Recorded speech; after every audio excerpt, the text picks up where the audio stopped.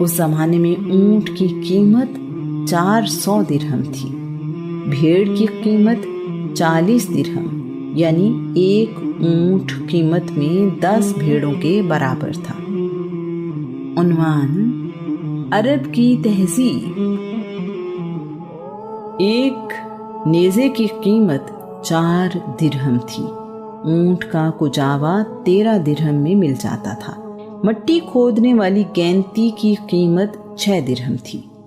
مکہ میں عام خوراک دودھ اور کھجور تھی، اس کے علاوہ ان کی خوراک میں خشک مچھلی بھی شامل تھی، گندم کبھی کبھار کھانے کو ملتی تھی۔ ان قیمتوں سے اندازہ ہوتا ہے کہ اس وقت آمدنی اور خرچ کے معاملات کیسے تھے۔ ایک غلام کی قیمت 50 درہم سے شروع ہوتی تھی، کبھی کبھار بھیڑ بکری کی قیمت میں غلام مل جاتا۔ غلام یا کنیز کی قیمت اس کی عمر، جوانی، صحت، ہمت اور صلاحیت کے حساب سے طے ہوتی تھی۔ کنیز کی قیمت کا تعین اس کی عمر، خوبصورتی، اولاد پیدا کرنے کی صلاحیت سے کیا جاتا تھا۔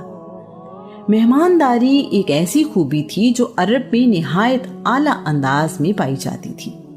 مال و دولت کا حصول عرب میں سخت محنت طلب کام تھا۔ موسم کی سختی، ذرائع آمد و رفت کی کمی اور قدرتی طور پر پھل کے درخت نہ ہونے کے باوجود عرب کنجوس نہیں تھے۔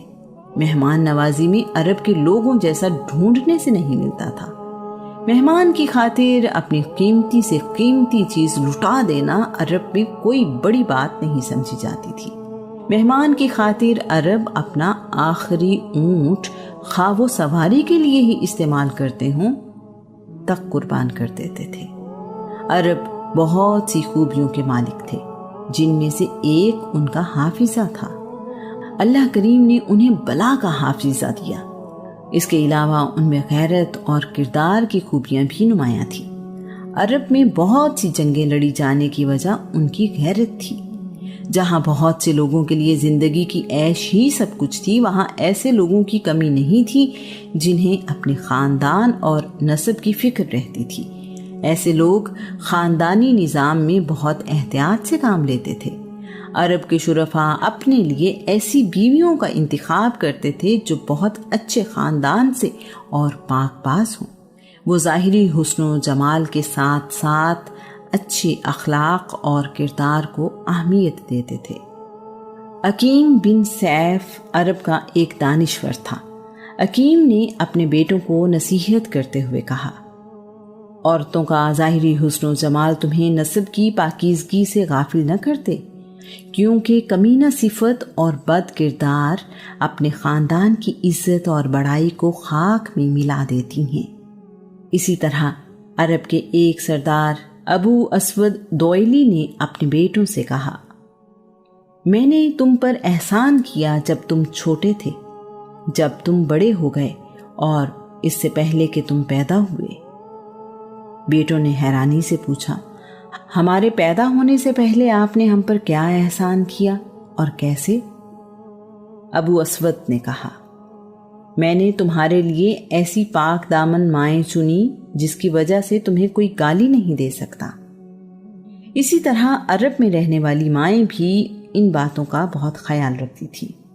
ان میں شادی اور اس سے وجود میں آنے والے خاندان کی بہت اہمیت تھی۔ وہ اچھی طرح سمجھتی تھیں کہ گھر میں سکون اور خوشیوں کے لیے ماں کا کردار کتنا اہم ہے۔ ان کے لیے اپنی اولاد کی تربیت بہت اہم تھی۔ عرب کے رہنے والے لوگ بہت خوددار تھے۔ انہیں بھوک اور پیاس برداشت کرنے میں کمال حاصل تھا۔ یہ کہنا مشکل ہے کہ صبر اونٹ میں زیادہ تھا یا عربوں میں۔ تمام مرد اور عورتیں اپنے لباس کے نیچے ایک کمر بند بہت زور سے باندھ لیا کرتے تھے تاکہ اس دباؤ کی وجہ سے بھوک کا احساس نہ ہو۔ بعض اوقات بھوک کی شدت کو ختم کرنے کے لیے اس کمر بند سے اپنے پیٹ پر پتھر باندھ لیا کرتے تھے تاکہ اس کا وزن پیٹ پر محسوس ہو اور وہ اس خیال میں رہے کہ معدہ غذا سے بھرا ہوا ہے۔ اس ساری صورتحال کو سمجھنا کسی غیر عرب کے لیے شاید ممکن ہی نہیں۔ اللہ کے نبی آدم علیہ السلام سے لے کر محمد رسول اللہ تک اس دنیا میں مختلف وقتوں میں نبی اور رسول